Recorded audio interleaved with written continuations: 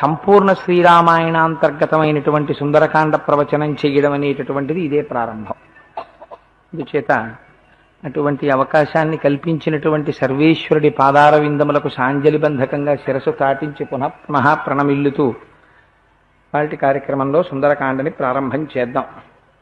నిన్నటి రోజు మనం కార్యక్రమాన్ని పూర్తి చేసేసరికి ఒక మాట చెప్పుకున్నాం.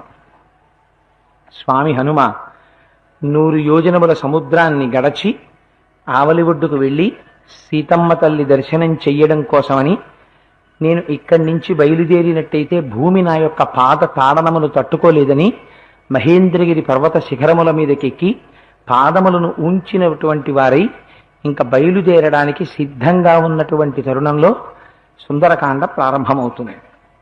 మనకి చిత్రం ఏమిటంటే, మహర్షి అన్ని కాండలకి సంబంధించినటువంటి పేర్లు మనకు అర్థమయ్యేటట్లుగా పెట్టారు. అన్ని కాండలలోనూ కూడా బాలకాండ అంటే అర్థమైపోతుంది, రాముడి యొక్క బాల్యం విశేషంగా వర్ణింపబడినది అని కాదు దాని అర్థం. కానీ రాముని యొక్క జననము, రాముని యొక్క బాల్యము కొంతవరకు స్పృశింపబడింది కాబట్టి బాలకాండే. కాదు, బాలుడిలాగా బాలుడు, జ్ఞాని, పిశాచము వీళ్ళందరినీ ఒకటిగా చెప్తారు. అందుకని అపారమైనటువంటి జ్ఞాని బ్రహ్మర్షి అయినటువంటి విశ్వామిత్రుడి యొక్క కథ విశేషంగా చెప్పబడింది కాబట్టి బాలకాండ. అయోధ్యకాండ అంటే మీకు తెలుసు, అయోధ్యలో రామచంద్రమూర్తి యొక్క జీవితానికి సంబంధించినటువంటి విశేషాలను వర్ణించింది కాబట్టి అయోధ్యకాండ. తదనంతరం సీతారాముల యొక్క అరణ్యవాసం గురించి వర్ణించినటువంటి కాండ అరణ్యకాండ. తదనంతరం కిష్కింధలో జరిగినటువంటి విశేషాలను వర్ణించినటువంటి కాండ కనుక కిష్కింధకాండ. యుద్ధకాండ సరే తెలిసిపోతుంది, అదంతా రామరావణ యుద్ధానికి సంబంధించినటువంటి కాండ, లేదా రాక్షస వానర సంగ్రామమునకు సంబంధించినటువంటి కాండ. కానీ సుందరకాండ దగ్గరికి వచ్చేటప్పటికి మహర్షి ఒక గమ్మత్తు చేశారు. కథకి సంబంధించినటువంటి పేరు పెట్టకుండా దీన్ని సుందరకాండ అని పిలిచారు. సుందరకాండ అని పిలిచారు కాబట్టి అందులో ఒక సుందరుడికి సంబంధించినటువంటి కథ ఉండాలి. ఎవరా సుందరుడు? మనకి సుందరకాండలో ప్రధానంగా కనపడేటటువంటి వారు స్వామి హనుమ. అందుకని హనుమ సుందరుడు అనాలా, రామచంద్రమూర్తి సుందరుడు అనాలా, లేకపోతే సీతమ్మ తల్లి సుందరి అనాలా? ఎందువల్లది సుందరకాండ అంటే పెద్దలు మనకు ఒక గమ్మత్తైనటువంటి జవాబు చెప్పేశారు. వారేమన్నారంటే, సుందరే సుందరో రామ, సుందరే సుందరీ కథ, సుందరే సుందరీ సీత, సుందరే సుందరం వనం, సుందరే సుందరం కావ్యం, సుందరే సుందరం కపి, సుందరే సుందరం మంత్రం, సుందరే కిమ్న సుందరం అన్నారు.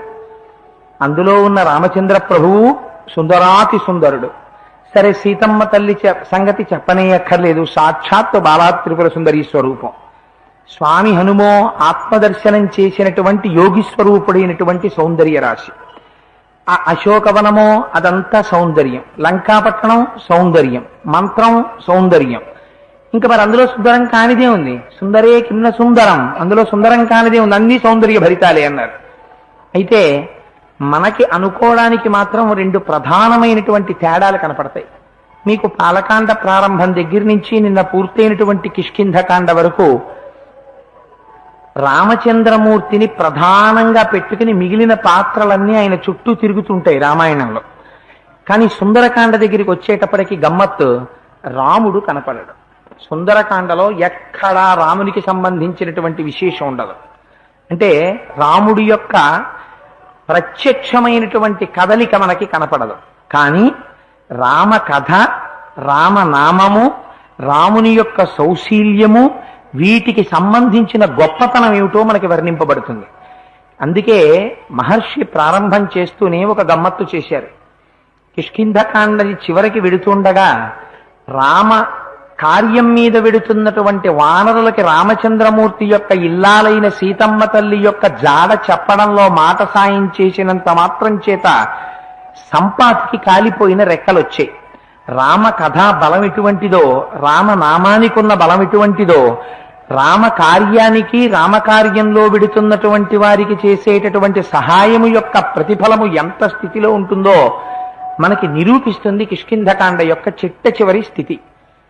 కిష్కింధకాండ చివర అటువంటి పునాది వేస్తే ఇంకా సుందరకాండలో రామకథ యొక్క గొప్పతనం ఎన్ని మాటలు చెప్పబడుతుందో చూడండి.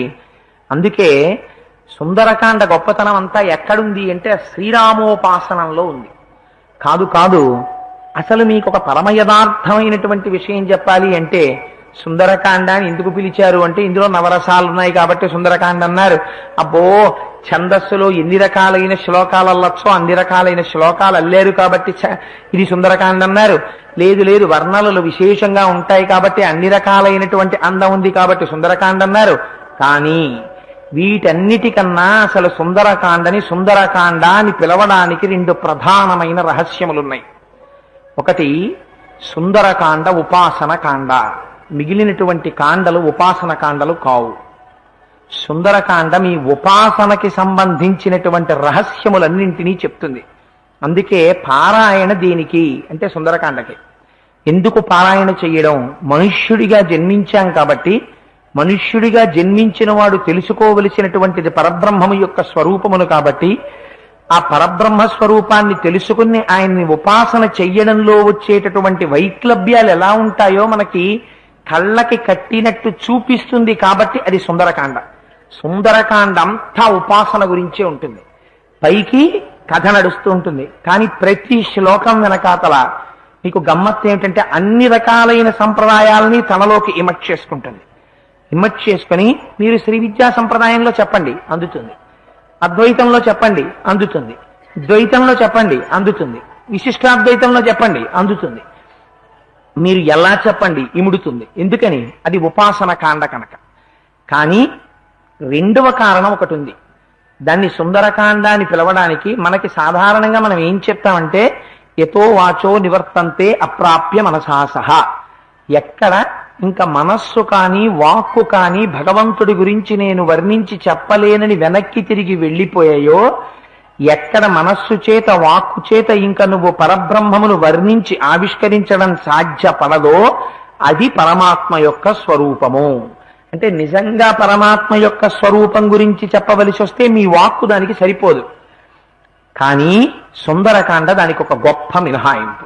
ఎందుచేత మినహాయింపు అంటే సుందరకాండని తత్తుతో మొదలుపెట్టి తత్తుతో పూర్తి చేశారు కాబట్టి సుందరకాండ వ్యాఖ్యానం అంతా కలిపితే తత్వమసి మహావాక్యానికి వ్యాఖ్యానం. అది తత్ తమ్ము త్వమ్ము అసి, అది నీవై ఉన్నావు, దానికి వ్యాఖ్యానం. అందుకే తథో రావణనీతాయాహ అని మొదలవుతుంది, చిట్ట చివర తథోమయా వగ్విదధీన భాషిత అని తత్తుతో పూర్తయిపోతుంది. ఇటు తత్ అటు తత్. తత్ అంటే పరబ్రహ్మం, పరబ్రహ్మము మధ్యలో హనుమ సీతమ్మ. కాబట్టి అంతా కలిపి చివరికి వెళ్ళేటప్పటికి ఏమైపోవాలి? బ్రహ్మమయం జగత్ అయిపోవాలి. అటువంటి అద్వైత స్వరూపాన్ని ఆవిష్కరించగలిగినటువంటి కాండ సుందరకాండ. అందుకే లోకమంతటికీ సీతమ్మలో సీతమ్మ కనబడ్డారు, రామచంద్రమూర్తిలో రాముడు కనబడ్డారు. ఒక్క సుందరకాండలో హనుమకి మాత్రమే సీతమ్మలో రామచంద్రమూర్తి దర్శనమయ్యారు. ఎవరికి జగత్తులో బ్రహ్మము సాక్షాత్కరిస్తుందో, బ్రహ్మము కన్న వేరొకటి లేని స్థితిలో దర్శనమవుతుందో వాడే నిజమైనటువంటి దర్శనమును పొందినవాడు. అందుకని సుందరకాండ అటువంటి దర్శనాన్ని నిరూపిస్తుంది. నిరూపించి చెప్తుంది కాబట్టి సుందరకాండ గొప్పది. కాదు కాదు, సుందరకాండకు ఒక రహస్యం ఉంది. సుందరకాండలో ఎన్నడూ దైన్యమెరగనటువంటి జగన్మాత అయినటువంటి లక్ష్మీదేవి సీతమ్మ తల్లిగా ఉండి దైన్యాన్ని నటిస్తే, దైన్యంతో ఉన్నట్టుగా కనపడినటువంటి తల్లి యొక్క కన్నీటిని తన చేత్తో ముట్టుకోకుండా తన వాక్కులతోటి తుడిచి 11 నెలల నుంచి విషాదంలో ఉన్న అమ్మ ముఖం ఆనందంగా ఉండేటట్టుగా మాట్లాడగలిగిన సమర్థతని ప్రకటింపబడిన కాండ సుందరకాండ. ఒక్క హనుమ వెళ్ళి మాట్లాడిన తర్వాత అమ్మవారి ముఖంలో చిరునవ్వు కనపడింది. అన్నాళ్లు బాధకి లోనైనటువంటి తల్లి నవ్విన కాండ ఒక పరమభక్తుడైనటువంటి ఒక యోగి అయినటువంటి వ్యక్తి అమ్మని ఇలా స్పృశించకుండా తన నోటి మాటతో సేద తీర్చిన కాండ సుందరకాండ. అందుకే తెలిసి వినండి, తెలియక వినండి. సుందరకాండ విన్నంత మాత్రం చేత, సుందరకాండలో ఉండేటటువంటి శ్లోకాలకున్నటువంటి శక్తి చేత సుందరకాండ వింటే ఎటువంటి వారికి కూడా శోకము దుఃఖము నశించిపోతాయి. ఏ వాక్కు చేత పరబ్రహ్మమును ఆవిష్కరించలేమో అటువంటి వాక్కుల చేత తథోమయావగ్విదధీన భాషిత శివాభిరిష్టాభిరభిప్రసాదిత జగామ శాంతిం మమ మైథిలాత్మజ తవాపి శోకేన తదాభిపీడిత అని పూర్తి చేశారు హనుమ సుందరకాండని. నువ్వు శోకిస్తున్నావని అమ్మ శోకిస్తోంది తప్ప అమ్మ శోకమును నా వాక్కుల చేత ఎప్పుడో తొలగించానని చెప్పారు. అలా వాక్కు యొక్క శక్తి ఏమిటో ఆవిష్కరింపబడిన కాండ కనుక సుందరకాండ మహోత్కృష్టమైనటువంటి కాండ. సరే, అన్ని కారణముల చేత సుందరకాండని సర్వోత్కృష్టమైనటువంటి స్థితిగా పెద్దలు నిర్ణయించారు.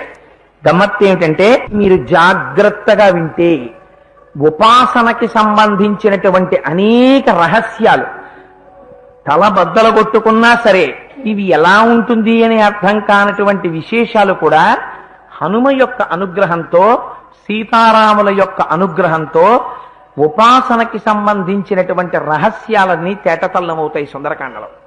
అందుచేతే ఆధ్యాత్మికంగా ఉన్న వాళ్ళకి ఆధ్యాత్మికమైనటువంటి పురోగతి, ఇంట్లో కష్టాల్లో ఉన్న వాళ్ళకి కష్టాలు తొలగిపోతాయి.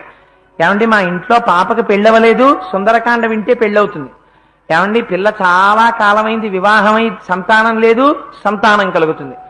బంధువులు దూరదేశం వెళ్ళిపోయారు, అప్పటి నుంచి ఇప్పటి వరకు మళ్ళీ మేము బంధువుల్ని కలవలేదు, సుందరకాండ విన్నవాడికి బంధు సమాగమం అవుతుంది. నేను కొన్ని చోట్ల సుందరకాండ చెప్తే అది నా గొప్ప కాదు, సుందరకాండ గొప్ప. సుందరకాండ చెప్తే ఆ తర్వాత మా ఇంటికి వచ్చారు ఒక ఆయన, వచ్చి నాతో అన్నారు, విదేశాలు వెళ్ళిపోయినటువంటి నా బిడ్డని ఇప్పుడు చూస్తానని నేను అనుకోలేదు కోటేశ్వరరావు గారు. సుందరకాండ అయిపోయిన తర్వాత ప్రసాదం పుచ్చుకుని ఇంటికి వెళ్ళానండి, ఫోన్ వచ్చింది అకస్మాత్తుగా మా అబ్బాయి వస్తున్నాడని. అమ్మా నిన్ను చూడాలనుందమ్మా, 20 రోజులు నీ దగ్గర ఉండడం కోసం వస్తున్నానమ్మా అన్నాడు. నా మనస్సు పొంగిపోయిందండి, వచ్చి ఒక్కసారి మీకు ఈ మాట చెప్పెడదామని వచ్చాను అన్నారు. అందుకని సుందరకాండకు ఆ శక్తి ఉంది. అందుకని దూరదేశాల్లో ఉండేటటువంటి బంధుమిత్రుల యొక్క సమాగమం కలుస్తుంది, పితృదేవతలు ఆనందిస్తారు, విశేషించి దేవతలందరూ ప్రీతి చెందుతారు. సుందరకాండ అంత శక్తివంతమైనటువంటి కాండ. సరే, అందుచేత ఒకే అమ్మ ఒకే జగజ్జనని సుందరకాండలో 2 రకాలుగా కనపడుతూ ఉంటుంది. మాయాస్వరూపం అంటే ఏమిటో ప్రత్యక్షంగా చూడాలంటే సుందరకాండలోనే చూడాలి. అంత అందంగా నడుస్తుంది సుందరకాండ. సరే, అంత అందమైనటువంటి కాండని ప్రారంభం చేస్తూ మహర్షి అంటారు, తతో రావణనీతాయా సీతాయా శత్రుకర్షణ ఈయేష పదమన్వేష్టం చారణాచరితే పది. తతో రావణనీతాయా, రావణుని చేత అపహరింపబడినటువంటి సీతమ్మ తల్లి యొక్క జాడని కనిపెట్టడం కోసమని చారణలు వెళ్ళేటటువంటి మార్గంలో వెళ్ళుట కొరకు హనుమ సంకల్పించెను, లేదా శత్రుకర్షణుడైన వాడు సంకల్పించెను. కిష్కింధకాండ చివర హనుమ మహేంద్రగిరి పర్వత శిఖరాల మీద బయలుదేరడానికి సిద్ధంగా ఉన్నారన్న విషయం మనం తెలుసుకున్నాం. కాబట్టి ఇక్కడ హనుమ అనేటటువంటి నామవాచకాన్ని ప్రయోగించకపోయినా శత్రుకర్షణ అన్నప్పుడు శత్రువులను జయించినటువంటి హనుమ బయలుదేరడానికి సిద్ధంగా ఉన్నారు అన్నది మనకి హనుమే అని తెలుస్తుంది. ఎందుకని శ్లోకంలో హనుమ అన్న మాట వాడలేదు, వాడకపోయినా మనకి తెలుస్తుంది ఆ విషయం. తతో రావణనీతాయా సీతాయా శత్రుకర్షణ ఈయేష పదమన్వేష్టం చారణాచరితే పది. ఈ ఒక్క శ్లోకమే మీరు చెప్తే యథార్థం అనుకుంటారో లేదో నాకు తెలియదు, కానీ ఈ ఒక్క శ్లోకం మీద భారతదేశంలో కొన్ని వందల పేజీలు రీసెర్చ్ చేసి వ్యాఖ్యానాలు చేసిన వాళ్ళు ఉన్నారు. ఆ ఒక్క శ్లోకంతో తరించిపోయిన వాళ్ళు ఉన్నారు. అందుకే ఈ శ్లోకాన్ని పారాయణ సంప్రదాయంలో మంత్రం అనే పిలుస్తారు. అందున విశేషించి ఇందులో గాయత్రీ మహామంత్రంలో వా అనబడేటటువంటి బీజాక్షరం రావణ అన్న చోట మధ్యలో వాగా వస్తుంది. ఇంచేత అంటే మంత్రములను వేదికల మీద చెప్పకూడదు కనుక అందున గాయత్రీ మంత్రం అందరూ వినకూడదు, అందరికీ చెప్పకూడదు కనుక గాయత్రీ మంత్రానికి ఒక స్వరం గాయత్రీ మంత్రం చెయ్యడానికి పెద్దలు ఒక అధికారాన్ని నిర్ణయించారు కనుక దాని గురించి పూర్తిగా ఎక్కడ అన్నది అనరు. రావణ అన్న దాంట్లో వా గాయత్రీ మంత్రంలో 12వ అక్షరమైన వా. అందుకని పరమశక్తివంతమైనటువంటి ఒక బీజాక్షరంతో ప్రారంభం అవుతోంది. సుందరకాండ ప్రారంభంలో ఉన్న గొప్పతనం తనంత తానుగా మంగళాచరణముతో ప్రారంభమైపోయింది. ఎందుచేత అంటే తతో రావణనీతాయ అంటూ మొదలెట్టారు. తత్ అంటేనే పరబ్రహ్మస్వరూపం. మీకు ఇందాక చెప్పాను, ఒక్క భారతీయ సాంప్రదాయంలో ఒక గమ్మత్తు ఉంది. ఏమిటా గమ్మత్తు అంటే మహావాక్యములు అని కొన్నింటిని పిలుస్తాం మనం. మహావాక్యము అంటే మీకు పైకి చూడ్డానికి రాముడు అందమైన బాలుడు అన్నాను అనుకోండి, మీకు దాని గురించి పెద్ద విశేషమైన వర్ణన అక్కర్లేదు, మీకు తెలిసిపోతుంది. ఓహో, రాముడు అందమైన బాలుడు చెప్పాడండి. అది నీవై ఉన్నావు. ఇప్పుడు మీకు ఏమర్థం అవుతుంది? ఏమిటది నీవై ఉన్నావు? అదెవరు, నువ్వెవరు, అయ్యుండడం ఏమిటి? దీనికి వ్యాఖ్యానం అవసరం అవుతుంది, పూర్వాపర అనుసంధానం అవసరం అవుతుంది. ఇప్పటి వరకు అది అని పరబ్రహ్మంగా చెప్పబడుతున్నది నువ్వే అయి ఉన్నావు, నీకు దానికి భేదం లేదు, ఉన్నది రెండూ కలిసే ఒక్కటే, అవిద్య చేత రెండుగా కనపడుతున్నాయి. ఉన్నదొక్కటే అని చెప్పడానికి ఏ బ్రహ్మమును మనము తత్ అని పిలుస్తామో అటువంటి తత్తుతో ప్రారంభమైంది సుందరకాండ. తతో రావణనీతాయా సీతాయా శత్రుకర్షణ. ఆ సీతమ్మ తల్లి యొక్క జాడ కనిపెట్టడానికి ఈయేష సంకల్పించెను. ఎవరు? హనుమ. హనుమ అనొచ్చు కదా. ఇక్కడికి వచ్చేటప్పటికి మహర్షి ఒక మాట వేశారు, శత్రుకర్షణ. శత్రుకర్షణుడైనటువంటి వాడు సంకల్పమును చేశాను. మీరు రామాయణాన్ని మొట్టమొదటి నుంచి వింటూ వస్తున్నారు. ఎక్కడైనా హనుమ ఎవరితోనన్నా యుద్ధం చేసి ఎవరినైనా చంపినట్టు వాల్మీకి మహర్షి ఇప్పటి వరకు రామాయణంలో ఎక్కడైనా చెప్పారా? వాల్మీకి రామాయణంలో ఇప్పటి వరకు జరిగిన ప్రవచనంలో ఎక్కడైనా హనుమ యుద్ధం చేసి ఫలానా వారిని చంపారు అని మీరు ఎక్కడైనా విన్నారా? ఇప్పటి వరకు ఎక్కడ వినలేదు కదా. మనం ఎవరితోనో ఆయన యుద్ధం చేసింది వినలేదు. మరి అటువంటప్పుడు శత్రుకర్షణ అనడానికి ఆయన ఏ శత్రువుల్ని సంహరించారు అంటే, శత్రువులను సంహరించిన వాడు అనడానికి కారణం ఆ శత్రువులు బాహ్య శత్రువులు కారు, అంతఃశత్రువుల్ని గెలిచారాయన. ఎవరా అంతఃశత్రువులు? అందుచేతనే యోగి పుంగవుడై సాధకుడిగా మాత్రమే ఉన్నారు హనుమ. ఎందుచేత అంటే మొట్టమొదట ఆత్మదర్శనానికి బయలుదేరేటటువంటి యోగికుండవలసిన ప్రథమ లక్షణం ఇంద్రియ నిగ్రహం. ఇంద్రియ నిగ్రహమే లేదనుకోండి, శమము దమము అని రెండు మాటలు వాడతారు. శమము దమము అంటే బాహ్యేంద్రియముల యందు నిగ్రహం ఉండాలి, అంతరింద్రియముల యందు నిగ్రహం ఉండాలి. ఈ రెండూ నిగ్రహించగలిగినటువంటి వాడు ఎవరుంటాడో వాడు మాత్రమే పరబ్రహ్మమును గురించి ఆలోచిస్తూనైనా కూర్చోగలడు, ధ్యానం చెయ్యగలడు. మీకు ఒక ఉదాహరణ చెప్తాను. మీరు ఏదో ఒక మంత్రం పుచ్చుకున్నారనుకోండి, ఆ మంత్రములకు ఒక అధిష్టాన దేవత ఉంటారు. ఆ అధిష్టాన దేవత యొక్క స్వరూపం ఇలా ఉంటుంది అని మీకు గురువులు మంత్రోపదేశం చేసినప్పుడు చెప్తారు. చెప్పి దానికి ఒక ప్రార్థనా శ్లోకం చెప్తారు, అంగన్యాస కరన్యాసాలు చెప్తారు.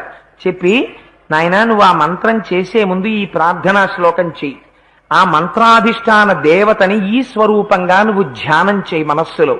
బాహ్యనేత్రములను మూసి ఆజ్ఞాచక్రం మీద ఆ మంత్రాధిష్టాన దేవత యొక్క దర్శనం చేస్తూ ధ్యానం చేయమని చెప్తారు.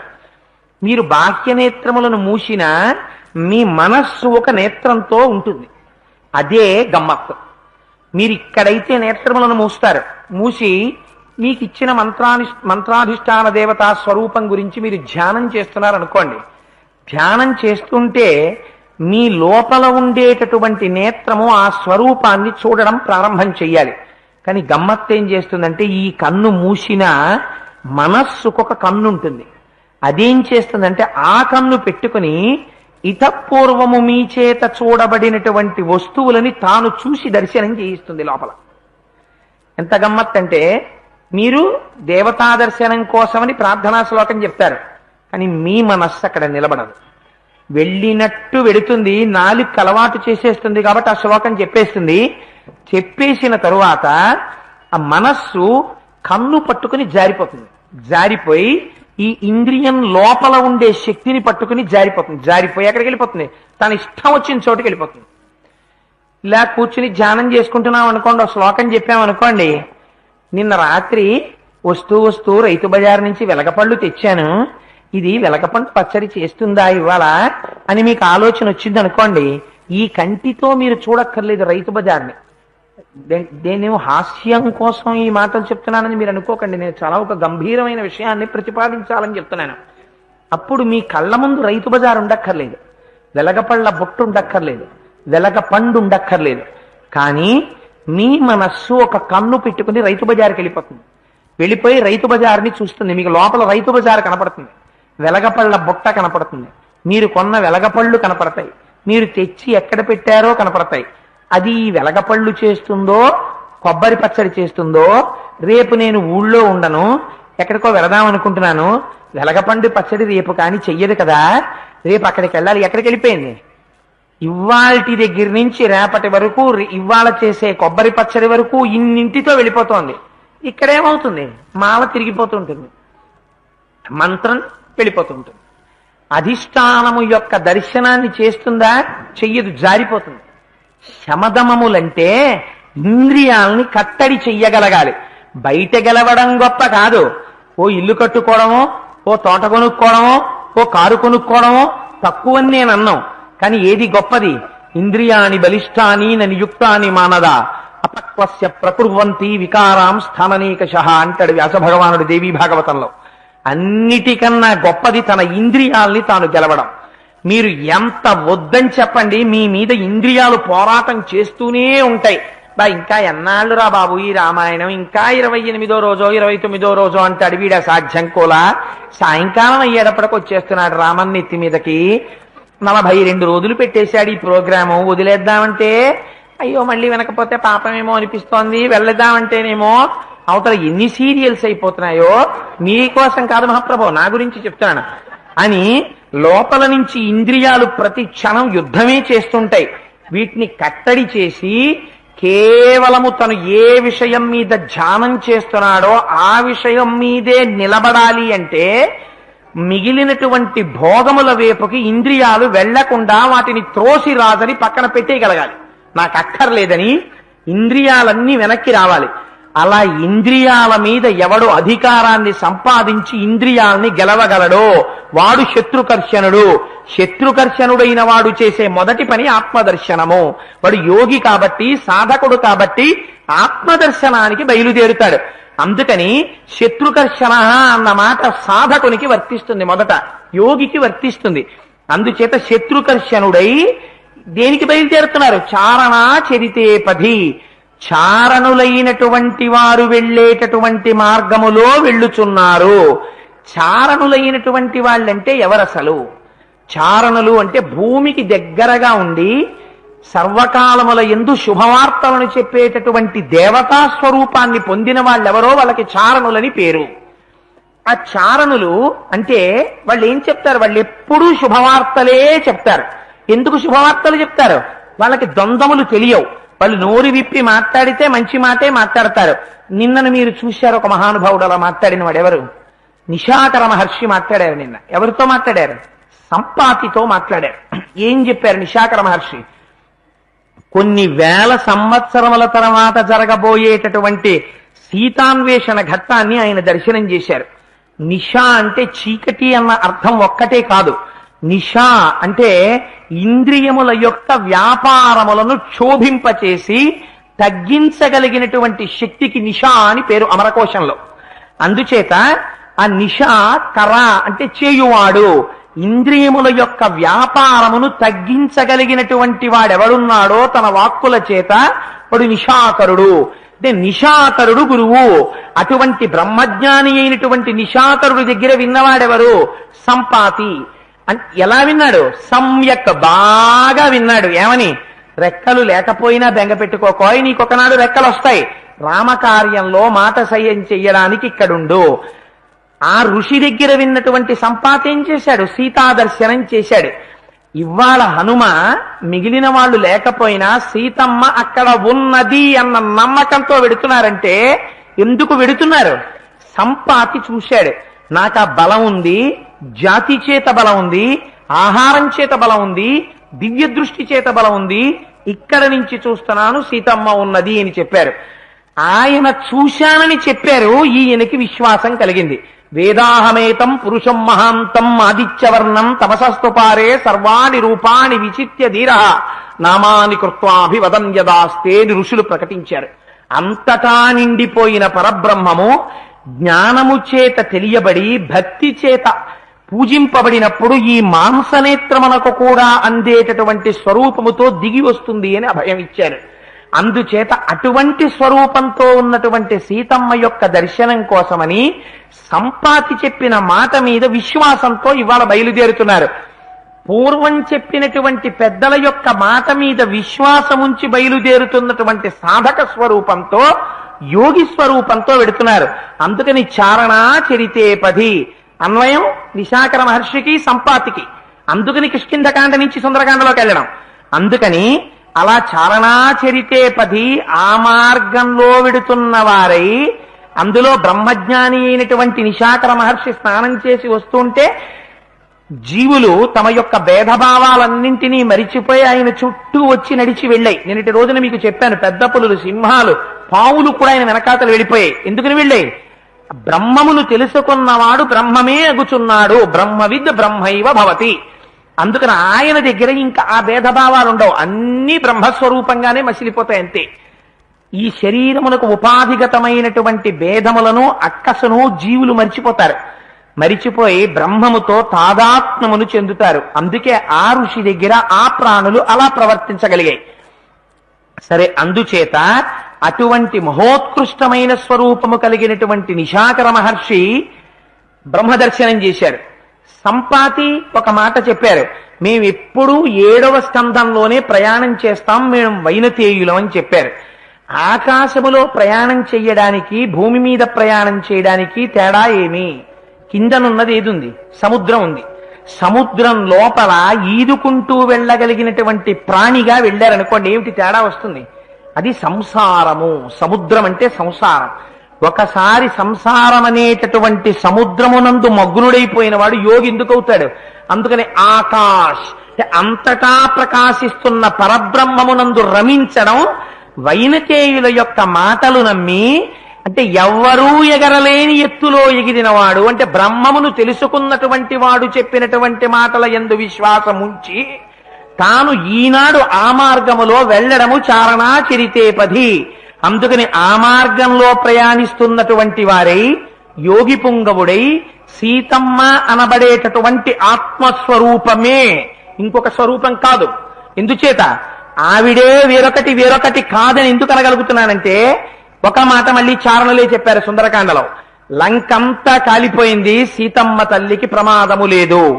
ఖడ్గము చేత నరకబడదు, నీటి చేత తడపబడదు, అగ్ని చేత కాల్పబడదు, ఎన్నటికీ వికారము చెందనిదేదో అది ఆత్మ. సీతమ్మ తల్లి ఆత్మస్వరూపిణియే, జీవునకు బ్రహ్మమునకు తేడా ఉండదు. అందుకే సీతమ్మ యందు రాముడు కనపడాలి, అదే అద్వైత దర్శనం. అందుకని పరబ్రహ్మ దర్శనమునకే వెడుతున్నారు ఆయన సాధకుడై. అందుకనే ఆ కాండ ఉపాసన కాండ అయింది. అందుకే ఆ కాండకు అంత శక్తి వచ్చేసింది. అందుకని తతో రావణనీతాయా సీతాయా శత్రుకర్షణ ఈయేష పదమన్వేష్టం చారణాచరితే పది. ఈయేష శ్లోకానికి ప్రాణప్రదమైన మాట ఈయేష. ఎందుకని ఈయేష? ఆవలి ఒడ్డున కూడా కూర్చునున్నారు కొంతమంది. మిగిలిన వాళ్ళు 3 దిక్కులకు వెళ్ళారు.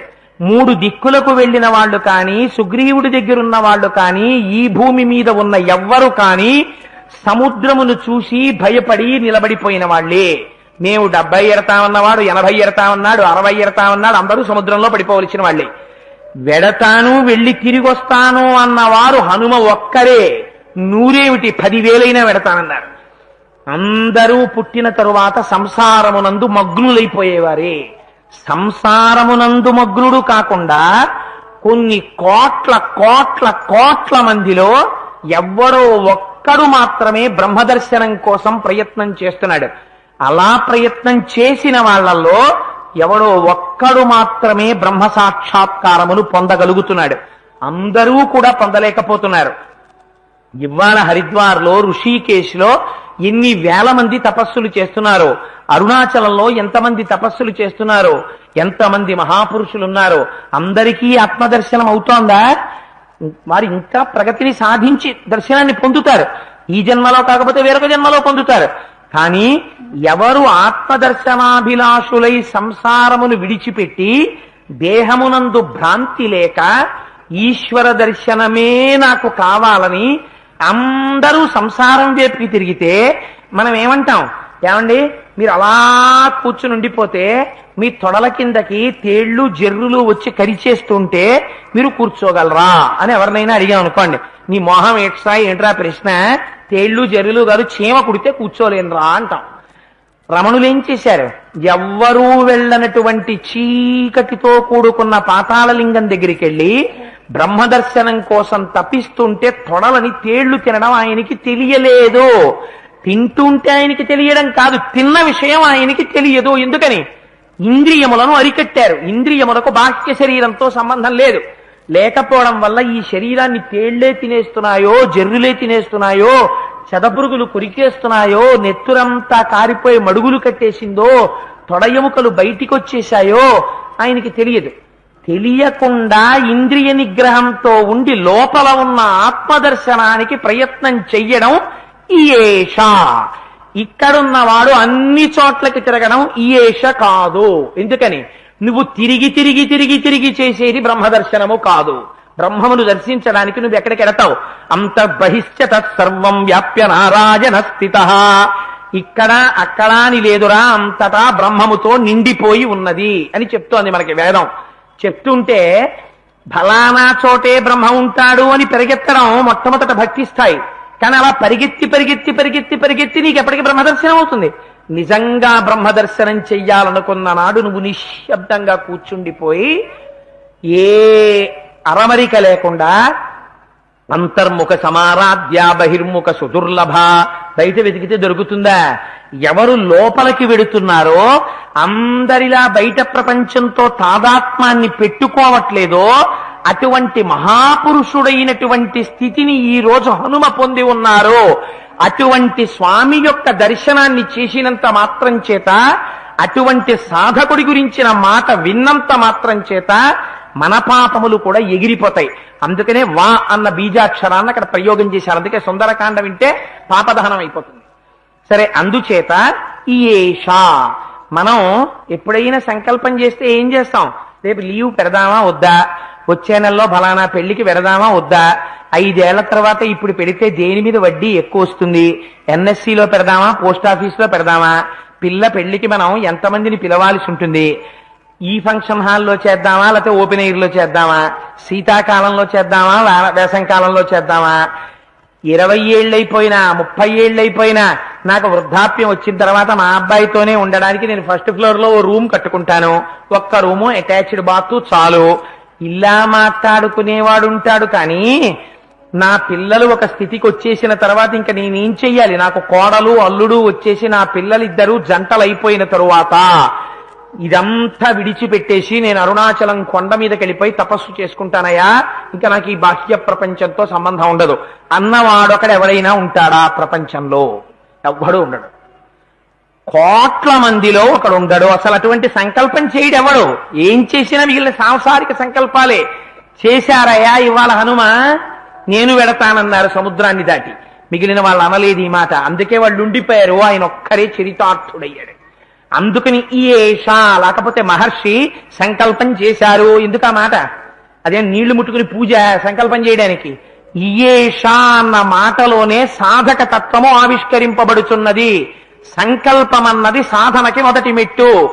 ప్రారంభం చెయ్యడం ఒకెత్తు, దానికి నిలబడగలగడం ఒకెత్తు. అసలు అటువంటి సంకల్పం ఎవరు చెయ్యరు. బ్రహ్మమును గురించినటువంటి సంకల్పం ఎవడు చేస్తాడు? నేను ఒక్క మాట అంటాను, మీరు సీరియస్ గా ఆలోచించండి, క్యాజువల్ గా దీన్ని తీసుకోవద్దు.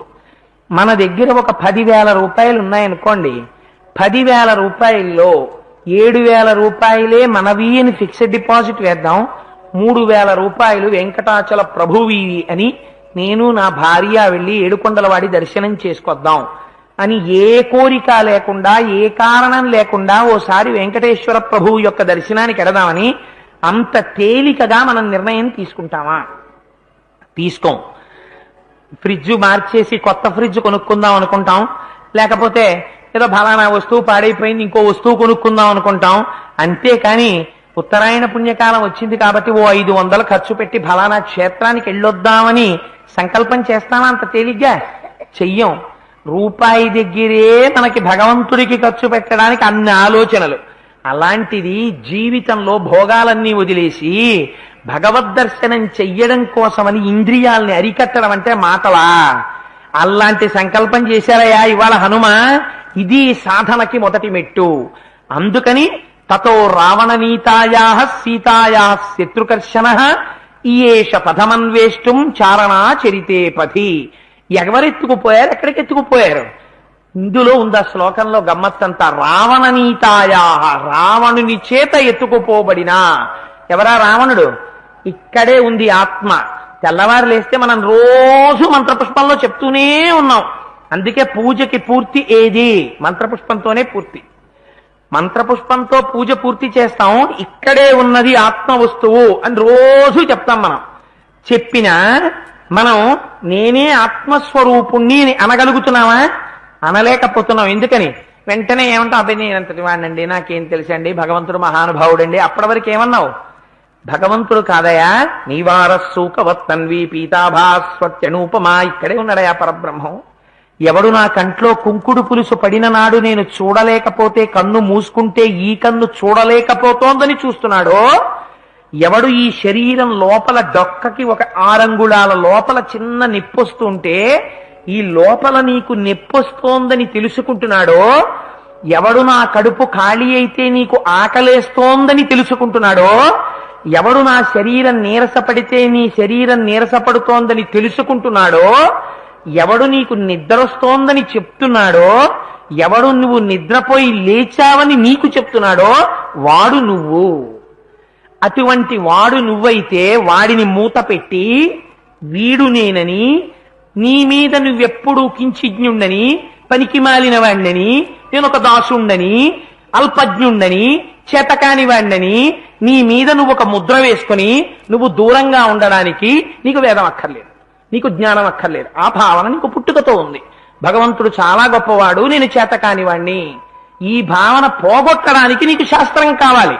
తత్వమసి తెలుసుకుని నువ్వే పరబ్రహ్మమని తెలుసుకోవడానికి నీకు శాస్త్రం కావాలి, నీకు వేదం కావాలి, నీకు ఉపనిషత్ కావాలి, నీకు జ్ఞానం కావాలి, నీకు సుందరకాండ కావాలి. నువ్వు పనికి మాలిన వాడివని చెప్పడానికి నీకు వేదం అక్కర్లేదు. అది నీకు స్వతహాగా వచ్చిన భావన.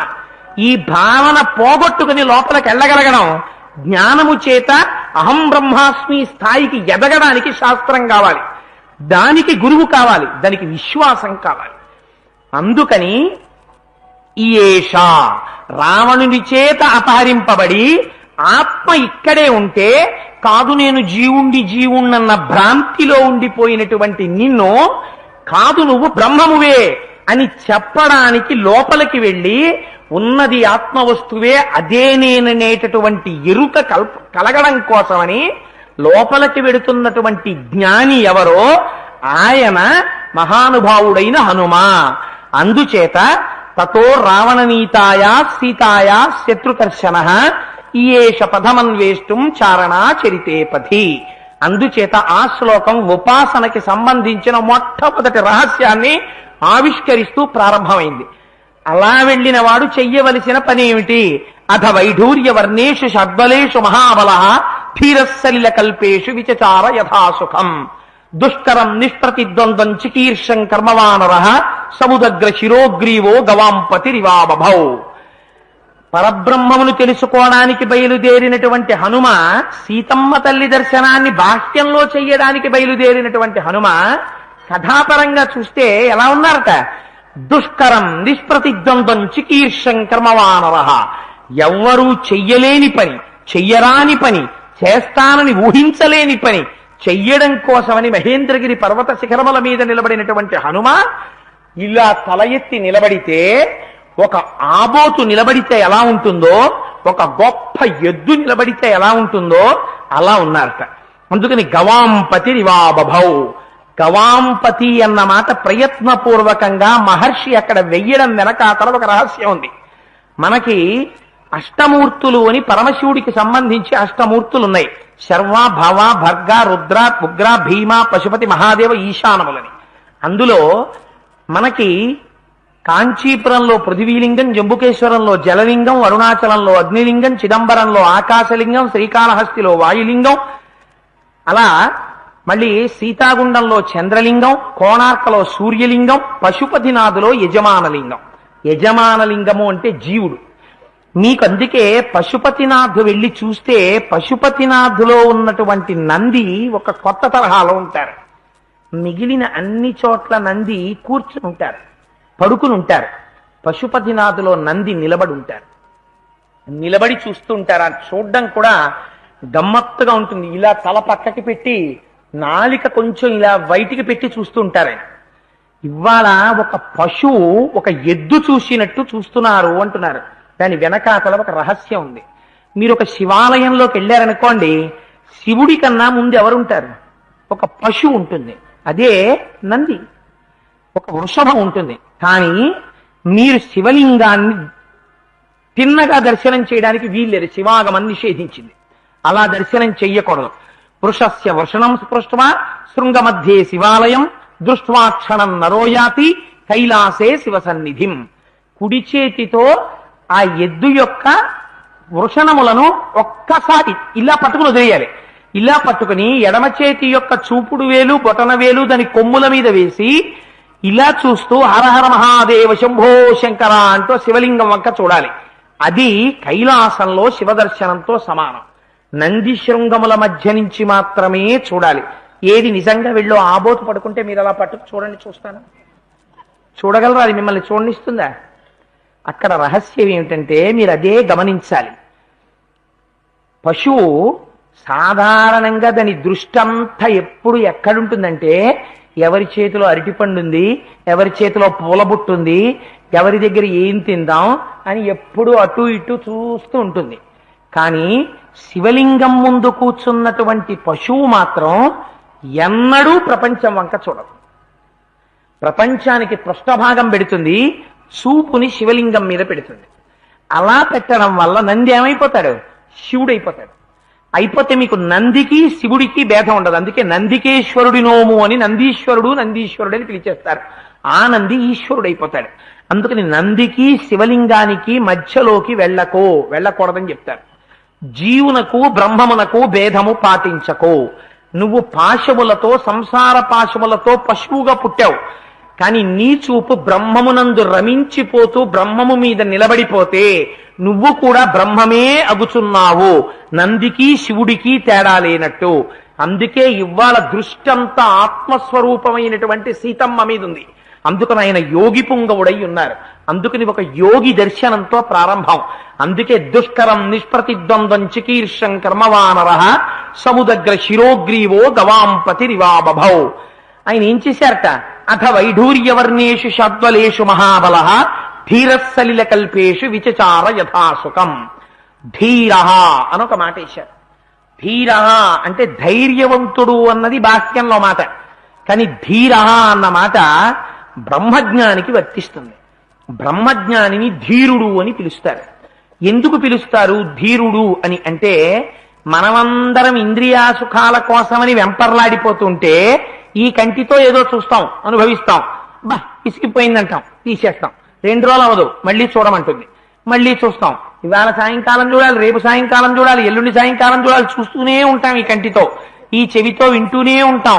రకరకాలుగా ఇంద్రియ సుఖాలకి వశులం అయిపోతాం. కానీ ఇంద్రియ సుఖానికి వశుడు కాకుండా ఆత్మవస్తువు యందు మాత్రమే దృష్టి పెట్టుకున్న వాడెవరో వాడు బాహ్యములో భోగముల గురించి ఇంకా ప్రయత్నం ఉండదు. అందుకే ఆయన పచ్చగడ్డి మీద తిరుగుతున్నారట. ఎలా ఉందిటది? వైఢూర్యాల్లా మెరుస్తోందిట. అటువంటి పచ్చటి గడ్డి మీద స్వేచ్ఛగా అటు ఇటు తిరుగుతున్నారట. అంటే భోగములను గడ్డి పరక తీసేసినట్టుగా తీసేయగలిగిన వాడు ఎవడుంటాడో వాడు బ్రహ్మజ్ఞాని. బ్రహ్మజ్ఞాని అని అనిపించుకోవడం అంత తేలికేం కాదు, అంత మాటలు కాదది. అందుకే ఇది అద్వైతం అనేటటువంటిది అనుభూతిని పొందినవాడు మాత్రమే అన్నారు. పుస్తకాలు చదివేసి నేను చెప్పేస్తే నేను బ్రహ్మజ్ఞాని అయిపోతాను అనుకుంటున్నారా?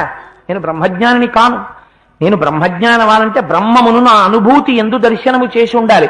రామకృష్ణ పరమహంస దగ్గరికి వచ్చి ఒకరు అడిగారు, అయ్యా మీ పేరు మీద బ్యాంకులో 50,000 వేస్తామండి, ఫిక్స్డ్ డిపాజిట్ మీద వడ్డీ వస్తూ ఉంటుంది, మీకు జీవితం నడవడానికి బాగుంటుంది, పాపం ఈ దేవాలయంలో ఉండిపోయారు కదా, కలకత్తాలో కాళీమాత దేవాలయంలో అన్నారు. అంటే ఆయన అన్నారు, నా జీవితం చూడడానికి అమ్ముంది, నువ్వు నాకు బ్యాంకులో డబ్బులు వేయడం ఏమిటి, నాకు వద్దు మహాప్రభు అన్నారు. అంటే ఆయన అన్నాడు, ఏంటి అంత భయపడిపోతున్నారు ఏంటండి, ఫోన్లేండి బ్యాంకులో వేను, డబ్బులు తీసుకోండి అని పర్సు తీసి గబగబా కట్ట తీశాడు. తీస్తే ఆయన ఏదో త్రాచుపావును చూసినట్టు అమ్మో అమ్మో అమ్మో నాకు డబ్బులు ఇవ్వక అన్నారు.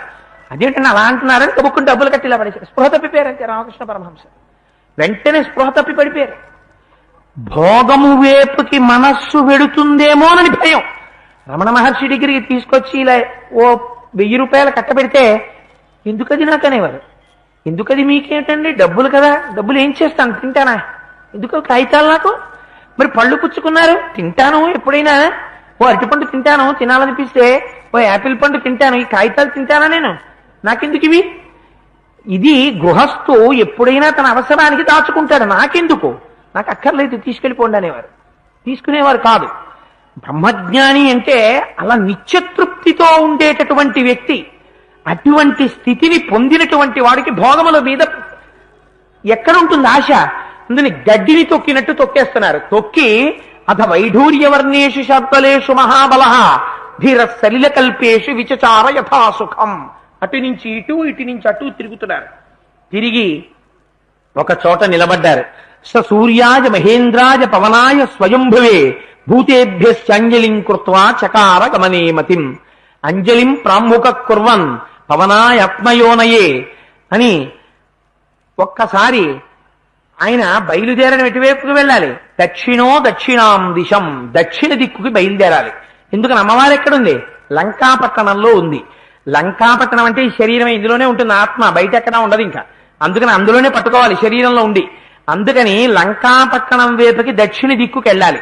కానీ ప్రయాణం చేసేటప్పుడు ఉపాసనలో బాహ్యంలో ఒక రహస్యం ఉంది. ముందు మనం ఎటు తిరిగి నమస్కారం చేస్తాం? ఒక్కసారి తూర్పుకి తిరిగి నమస్కారం చేస్తాం. దక్షిణ దిక్కుకి తిరిగి కూర్చుని నమస్కారం చెయ్యం మనం. ఎందుకంటే దక్షిణానికి అధిదేవత యమధర్మరాజు గారు. అందుకని మనం చెయ్యం. కానీ అసలు దాని రహస్యం వేరనుకోండి. దక్షిణానికి తిరిగి నమస్కారం పూజ చెయ్యకపోవడాన్ని నిషేధించడానికి కారణం ఏమిటి అంటే, గృహస్థాశ్రమంలో ఉన్నవాడు శుభాన్ని కోరుకోవాలి కదా, ప్రయత్నపూర్వకంగా దక్షిణ దిక్కుకి తిరిగి నమస్కారం చేయడం ఎందుకు? వద్దు అన్నారు పెద్దలు. దక్షిణం వైపుకు వెడుతూ ఉత్తర దిక్కుకి ఎక్కడ తిరుగుతావో నువ్వు, అది పుణ్యం. కాశీకి ఎందుకు, గంగకి కాశీలో ఎందుకంత గొప్పతనం వచ్చింది అంటే, దక్షిణం వైపుకి ప్రవహిస్తున్నటువంటి గంగ కాశీలో ఉత్తరం వైపుకి తిరిగింది. అందుకే దక్షిణామూర్తి దక్షిణం చూస్తే ఉపాసకుడు ఉత్తరాన్ని చూసి నమస్కారం చేస్తాడు. కాశీ గంగకంత గొప్పతనం ఎందుకు వచ్చిందంటే, ఎన్ని కోట్ల జన్మలో నువ్వు దక్షిణాభిముఖంగా వెళ్ళిపోయావు, ఇన్నాళ్లకి నువ్వు ఉత్తరాభిముఖంగా తిరిగిన గంగ నీ జన్మని చూపిస్తుంది. అందుకని కాశీ గంగా అనడానికి గొప్పతనం అది. ఎక్కడైనా గంగే, హరిద్వార్లోనూ గంగే, మానస సరోవర్లోనూ గంగే, హిమాలయాల మీద గంగే, ఎక్కడైనా గంగే. కాశీ గంగా అని కాశీ గంగ చెంబు తెచ్చాం, కాశీ గంగ చెంబు పూజ చేశాం. ఎందుకది అంటే, హరిద్వార్లో గంగ చెంబు తెచ్చి పూజ చేసుకోకూడదు ఏమిటి? కాశీ గంగ చెంబు తెచ్చి పూజ చేస్తారు. కాశీ గంగ చెంబు ఇచ్చారండి వాళ్ళు అంటారు. అది గంగకి కాదు పవిత్రత. గంగ ఎప్పుడూ పవిత్రమే. గంగ పేరు చెప్పి గంగే చేయమనే చేయవ గోదావరి సరస్వతి నర్మదే సింధు కావేరి జలేస్మిన్ సన్నిధింకురు అంటే నీ దగ్గర ఉన్న నీళ్లే పవిత్రం. ఇంకా కొత్తగా మరి గంగకి పవిత్రత ఏమిటి? నీ జన్మని చూపిస్తోంది గంగ. ఉత్తర దిక్కుకి తిరిగింది కాశీలో, అందుకని కాశీ గంగ పవిత్రం. ఆయన దక్షిణ దిక్కుకి ప్రయాణం చేయబోతున్నారు హనుమ. కానీ దక్షిణ దిక్కుకి తిరిగి ప్రయాణం చేసే ముందు తూర్పు దిక్కుకి తిరిగి నమస్కారం చేశారు. ఇది ఉపాసనలో ఎటు తిరిగి కూర్చుని ఎటు తిరిగి నిలబడి ముందు నమస్కారం చెయ్యాలో కూడా చూపించారు మహానుభావుడు. ఎంతటి ప్రాజ్ఞుడో చూడండి ఆయన. అందుకే నవవ్యాకరణ పండితుడు ఆయన. స సూర్యాయ మహేంద్రాయ పవనాయ స్వయంభువే భూతేభ్యశ్చంజలిం కృత్వా చకార గమనేమతిం. స సూర్యాయ, బయలుదేరుతూ మొట్టమొదట సూర్య భగవానుడికి నమస్కారం చేశారు. ఎందుకని? సూర్యుడు ఆయనకి గురువు. సూర్యుడి దగ్గరే ఆయన వేదాలు నేర్చుకున్నారు. అందుకని గురువు గారికి నమస్కారం చేశారు. స సూర్యాయ మహేంద్రాయ. తర్వాత ఇంద్రుడికి నమస్కారం చేశారు. ఎందుకు ఇంద్రుడికి నమస్కారం చేయడం? సర్వలోక ప్రభువు దేవేంద్రుడు. మహేంద్రాయ పవనాయ, ఆయన తండ్రి, ఈ శరీరం ఇచ్చినటువంటి తండ్రి మహానుభావుడు వాయుదేవుడు. అందుకని వాయుదేవుడికి నమస్కారం చేశారు. అందుకని స సూర్యాయ మహేంద్రాయ పవనాయ స్వయంభువే. స్వయంభువే అంటే చతుర్ముఖ బ్రహ్మగారు. బ్రహ్మగారికి నమస్కారం చేశారు. నమస్కారం చేసి భూతేభ్యశ్చాంజలిం కృత్వా, సమస్త భూతములకు అంటే సమస్త భూతములు అంటే దేవయోనులలో జన్మించినటువంటి భూతములకు నమస్కారం చేసి చకార గమనేమతిం, ప్రయాణమునకు సన్నద్ధులవుతున్నారు. మనం కూడా పూజ ప్రారంభం చేస్తే, ఉపాసన ప్రారంభం చేస్తే మొట్టమొదట ఏం చెప్తాం? గురుర్బ్రహ్మ గురుర్విష్ణు గురుర్దేవో మహేశ్వర గురు సాక్షాత్ పరం బ్రహ్మ తస్మై శ్రీ గురవే నమః. మాకు ఉపదేశం చేసిన గురువులు ఎవరున్నారో వారు ఇక్కడ సింహాసనం మీద వచ్చి కూర్చున్నారు. వారి పాదముల దగ్గర కూర్చుని నేను ఈ మాటలు చెప్పుకుంటున్నాను అని మొదట వారు ఇక్కడికి వచ్చి కూర్చున్నట్టు, నవ్వుతూ వారు వింటున్నట్టు, చెప్పిస్తున్నట్టు భావించి వారి పాదములకు ముందు ఒకసారి నమస్కారం చేసి కూర్చుంటాం. చివర మళ్ళీ ఏమంటాం? మంగళా శాసన పరై మదాచార్య పురోగమై సర్వైశ్చ పూర్వైరాచార్యై సత్కృతాయాస్తు మంగళం. పరంపర ఒకటి ఉంది ఆచార్యులు. సదాశివ సమారంభాం శంకరాచార్య మధ్యమాం అస్మదాచార్య పర్యంతాం వందే గురు పరంపరాం అటువంటి ఆ పరంపరకు అంతటికీ నమస్కారం చేస్తున్నాను. అందుకని ఇక్కడ మా గురువులు ఉన్నారు. ఆ గురువులకి, ఆ ఆచార్య పరంపరకంతటికీ మంగళము జరుగుగాక. గురువుతో కలుపుకుంటాడు జీవితాన్ని. అందుకని మొట్టమొదట సూర్యాయ, అందుకని తర్వాత శరీరం ఇచ్చినటువంటి తండ్రి గారికి నమస్కారం. సంధ్యావందనం చేసినా కూడా చేస్తున్నాం కదా, అందుకని తండ్రి గారికి నమస్కారం. తర్వాత ఇంద్రుడికి నమస్కారం. ఇంద్రుడికి నమస్కారం చెయ్యడంలో ఒక రహస్యం ఇచ్చారు. దుదివేచ సరోమాణీచ కంపే చాచలోపమ ననాద సుమహానాదం సుమహాని వతోయద అని ఆ తోకను ఒక్కసారి పైకెత్తారట. పైకెత్తి బాహూ సంస్తంభయామాస మహాపరిగ సన్నిభౌ సపాదచ కపిక్కట్యాం చరణౌ సంసుకోచ మార్గమాలోకయం దూరాదుర్ధం ప్రణిహితేక్షణ రురోధ హృదయే ప్రాణాన్ ఆకాశం అవలోకయన్. ఆ పాదాలతో గట్టిగా మహేంద్రగిరి పర్వత శిఖరములను పీడిస్తున్నారు. అలాగే దృష్టి పెట్టి దక్షిణ సముద్రం వైపుకి చూస్తున్నారు. ఊపిరిని గట్టిగా తీసి వక్షస్థలంలో ఆ ఊపిరిని, వాయువుని నిలబెట్టారు. కుంభకం చేశారు. కళ్ళు రెండూ కూడా పచ్చగా మెరిసిపోతున్నాయి. చెవులు రిక్కించారు. మెడ సన్నం చేశారు. వక్షస్థలం బాగా ఛాతీ పెరిగింది. నడువు సన్నం చేశారు. తొడలు రెండింటినీ విశాలంగా పక్కకి పెట్టారు. పిక్కలలోకి బాగా వీర్యాన్ని, శక్తిని పుంజుకున్నారు. పాదములతో తొక్కి పెట్టారు. ఒక్కసారి ఒంటి మీద ఉన్న వెంట్రుకలన్నీ నిక్కబొడుచుకున్నాయి. ఆ తోటని గరుత్మంతుడు తన్నుకుపోతున్నటువంటి పావుల పైకెత్తారు. అటు ఇటు జెండా ఊపినట్టు ఊపారు. ఊపి ఒక్కసారి ఆ శిఖరానికి వేసి కొట్టారు. కొట్టి మళ్లీ దాన్ని ఇలా లాంగూలాన్ని పైకెత్తారు. అది ఇలా తలకి తగులుతూ పైకి లేచి నిలబడింది. అక్కడి నుంచి వానరముల వంక చూశారు. ఇంత తేజస్సుతో నిలబడినటువంటి మహానుభావుణ్ణి చూశారు. ఏమి మహానుభావుడ్రా!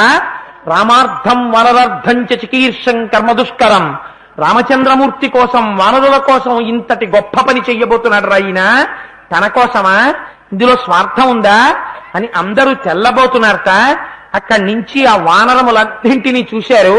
యథా రాఘవ నిర్ముక్త శరశ్వసన విక్రమ గచ్చే తత్తద్గమిష్యామి లంకాం రావణ పాలితాం నహి ద్రక్ష్యామి యది లంకాయాం జనకాత్మజాం అనేనైవ హి వేగేన గమిష్యామి సురాలయం బద్ధ్వా రాక్షస రాజేన మనయిష్యామి రావణం సర్వదా కృతకార్యోహ అని హనుమాన్ నత్ర సంశయ అని ప్రతిజ్ఞ చేశారు మహానుభావుడు.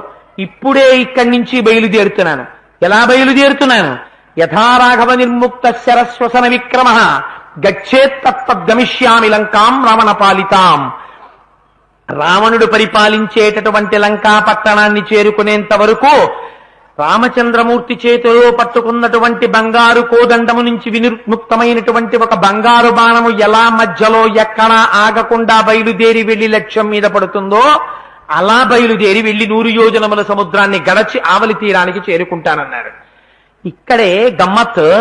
ఆయన ఒక యోగి అయినటువంటి వాడు చేసేటటువంటి సాధనలో కలిగేటటువంటి ప్రకంపనల్ని మహేంద్రగిరి పర్వత శిఖరపు కదలికల చేత ఆవిష్కరించారు. ఆవిష్కరించి తాను వేరు ఆత్మ వేరు అనేటటువంటి జ్ఞానాన్ని తెలుసుకోవడాన్ని సాక్షిగా ఉండి దృష్టి పెట్టి శరీరం కన్నా వేరని పూర్వరుషులు చెప్పినటువంటి మాటలు జ్ఞాపకానికి వచ్చి యోగిగా నిలబడినటువంటి ప్రక్రియని చూపించారు. ఒక్కసారి తనని తాను సుపర్ణుడిగా అంటే గరుత్మంతుడిగా ఊహ చేసుకున్నారు. అంటే యోగ విద్యలో అలా ఊహ చేసుకుని దాన్ని దాటి వెడతారు. అందుచేత సుపర్ణ వివచాత్మానం మేనేశ కపికుంజర, కపికుంజరుడు అన్నారు. ఎంత గమ్మత్తైన మాట వేశారో చూడండి. కపి అంటే కా అంటే బ్రహ్మమును, పిబతి అంటే తాగువాడు. ఎప్పుడు బ్రహ్మమును తాగి బ్రహ్మమును తాగి బ్రహ్మమై బ్రహ్మమును అనుభవించేటటువంటి యోగి ఇవాళ కుంజరుడు. అంటే ఏనుగు ఎంత బలంగా ఉంటుందో అలా భూమి మీద నిలబడి ఈ కంటితో మనం చూడ్డానికి వీలైన రీతిలో యోగిగా మనకి దర్శనమిస్తున్నారు. అందుచేత ఒక బ్రహ్మజ్ఞానిగా దర్శనమిస్తున్నారు మహానుభావుడు, ఒక సాధకుడిగా దర్శనమిస్తున్నారు. బయలుదేరుతూ ఒక్కసారి చూశారు. తాను రామచంద్రమూర్తి చేతిలోని బాణంలా వెడతానంటారు. ఎంత జ్ఞాని కూడా భక్తిని పక్కకి విడిచిపెట్టాడు. మేము మధుర వెళ్ళామండి అని మీనాక్షీదేవి ప్రసాదం తీసుకొచ్చి ఇస్తే అమ్మవారు జ్ఞాపకానికి వచ్చి కన్నుల వెంట నీరు కారుస్తూ నోట్లో వేసుకునేవారు రమణ మహర్షి. అంత దర్శనమైన వారును. జ్ఞానము భక్తి రెండు విడిచి ఉండవు, ఎప్పుడూ కలిసే ఉంటాయి. అందుచేత ప్రతిజ్ఞ చేసేటప్పుడు నా శక్తి అని నేను అనను. ఎలా వెళ్ళగలుగుతున్నాను అంటే రామచంద్రమూర్తి చేత విడువబెట్టబడినటువంటి బాణము యొక్క శక్తి బాణముదా రామునిదా? రాముని శక్తి బాణములో ప్రవేశించి బాణము వెళ్ళినట్టు నేను కూడా రాముని చేతి బాణముగా విడుతున్నాను. అంటే నా శక్తి అంతా ఎవరిది? రామచంద్రమూర్తిది అని తన భక్తిని ఆవిష్కరించి పట్టుదలతో ఒక ప్రతిజ్ఞ చేస్తారు. నేను ఇక్కడి నుంచి బయలుదేరి కాంచనలంక చేరుకుంటాను. అక్కడ సీతమ్మ తల్లి దర్శనం అయిందా? దర్శనం అవుతుంది. ఒకవేళ దర్శనము కాలేదా అక్కడి నుంచి స్వర్గలోకానికి వెడతాను, అక్కడ వెతుకుతాను. మీరు ఇది చాలా జాగ్రత్తగా జ్ఞాపకం పెట్టుకోవాలి. ప్రతిజ్ఞ ఎక్కడ వైక్లభ్యం వస్తుందో చూపిస్తారు. ఎంత ధీశక్తితో కూర్చున్నవాడైనా సరే ఇంత ప్రతిజ్ఞ చేసిన హనుమ సుందరకాండలో ఒక చోట చచ్చిపోయే వాళ్ళనందరినీ బతికించే హనుమ నేనే చచ్చిపోతానన్నారు. ఈ ప్రతిజ్ఞ అప్పుడు ఏమవుతుంది? ఉపాసనలో వచ్చేటటువంటి వైక్లభ్యాన్ని చూపిస్తుంది సుందరకాండ. అందుకే సుందరకాండ ఉపాసనకాండ. అంతటి మహానుభావుడి నోటి వెంట ఆ మాట వచ్చింది ఒక్క సుందరకాండలో అన్నారు. ఎందుకని? స్వార్థానికి కాదు, అమ్మ దర్శనం అవ్వలేదు. అది ఎక్కడొస్తుందో ఈ ప్రతిజ్ఞతో మీరు అనుసంధానం చేసుకోవాలి. అందుకని గుర్తుపెట్టుకోండి, ఎంత గొప్ప ప్రతిజ్ఞ వెళ్ళేటప్పుడు నాకక్కడ సీతమ్మ కనపడకపోతే స్వర్గానికి వెడతానన్నారు. స్వర్గానికి వెళ్ళి యథారాఘవ నిర్ముక్త శరస్వసన విక్రమ గచ్చే తత్గమిష్యామి లంకాం రావణ పాలితాం నహి ద్రక్ష్యామి యది లంకాయాం జనకాత్మజాం అనేనైర్వివేగేన గమిష్యామి సురాలయం బద్ధ్వా రాక్షస రాజేన మానయిష్యామి రావణం సర్వదా కృతకార్యోగా హనుమాన్నత్ర సంశయ. ఒకవేళ నాకు కాని స్వర్గలోకంలో సీతమ్మ తల్లి యొక్క దర్శనము కాకపోతే అదే వేగంతో మళ్లీ భూమండలం మీదకొచ్చి లంకాపట్టణాన్ని చేరుకొని 10 తలల పురుగు రావణాసురుణ్ణి బంధించి పట్టి తీసుకొచ్చి లేదా మొత్తం కాంచనలంకని పెకలించి రామచంద్రమూర్తి యొక్క పాద సన్నిధానమునందు సమర్పించి కృతకృత్యుడనవుతాను అని ప్రతిజ్ఞ చేసి బయలుదేరుతున్నారు. ఒక్కసారి ఊరు వేగోద్ధతా వృక్షాహను అని మహానుభావుడు ఆ మహేంద్రగిరి పర్వత శిఖరమలమించి పాదములను పైకెత్తి లేచారట. లేచి బయలుదేరారు. ఊరు వేగోద్ధతా వృక్షా ముహూర్తం కపిమన్వయం ప్రస్థిత దీర్ఘమద్వానం స్వబాంధుమివ బాంధవాహ. ఆయన అంత వేగంతో ఆ మహేంద్రగిరి పర్వత శిఖరాల నుంచి లేచిపోతే కొన్ని వందల సంవత్సరాల నుంచి మనకి శబరిమలలో కనబడతాయే అలా కూకటి బాగా వేళ్లు పాతుకుపోయినటువంటి చెట్లు ఆయనతో పాటుగా పైకి లేచిపోయేట. అంటే ఎంత వేగంతో పైకి లేచారో చూడండి. చిన్న చెట్లు, పెద్ద చెట్లు, అన్ని చెట్లు లేచిపోయేట. స్వామి హనుమ వెళ్ళిపోతున్నారు, ఆయనతో పాటు ఈ చెట్లు కూడా వెళ్ళిపోతున్నాయి. మీరు ఒక్కసారి మానసికమైనటువంటి దర్శనం చెయ్యండి. బంగారపు మెరుపులు తీసుకొచ్చి ముద్ద కింద పోస్తే ఎలా ఉంటుందో కాంచనాద్రి కమనీయ విగ్రహం హనుమ అలా ఉంటారు. అంత పచ్చటి స్వరూపంతో మెరిసిపోతుంటారు. మన అదృష్టం ఇక్కడ ఆకుపచ్చ రంగు వేసేయలేదు. సాధారణంగా హనుమతి ఆకుపచ్చ రంగు పులివేస్తారు. అదేం ప్రారంధమో అర్థం కాదు. ఆయన రంగు మెరుపుల ముద్ద ఎలా ఉంటుందో అలా ఉంటారు. ఆయన అంత బంగారు రంగుతో ఉంటారు. అటువంటి స్వామి ఆకాశంలోకి ఎగిరి వెళ్ళిపోతుంటే చుట్టూ ఈ చెట్లన్నీ ఆయనతో పాటు ప్రయాణం చేస్తుంటే ఈ చెట్ల నుంచి పువ్వులు పడుతుంటే అక్కడ ఉన్నటువంటి మూర్తి మీద పువ్వులు వేస్తాం. వెళ్ళిపోతున్నటువంటి మూర్తి వెనకాతల వెళ్ళిపోతున్న చెట్లు పుష్పాల్ని వర్షిస్తుంటే ఎలా ఉంటుందో మీరు ఒకసారి ఊహించుకోండి. పుష్పాభిషేకం చేస్తున్నాయి చెట్లు. స్వామి ఆకాశ మార్గంలో వెళ్ళిపోతున్నారు. వెళ్ళిపోతుంటే తేలికైనటువంటి చెట్లు చాలా దూరం వెళ్ళగలిగాయి. బాగా బరువైనటువంటి చెట్లు ముందుగా పడిపోయాయి. సహజం కదా, సంసారం ఎక్కువగా ఉన్నవాళ్ళు ఎక్కువ దూరం వెళ్ళలేరు ఆధ్యాత్మ మార్గంలో.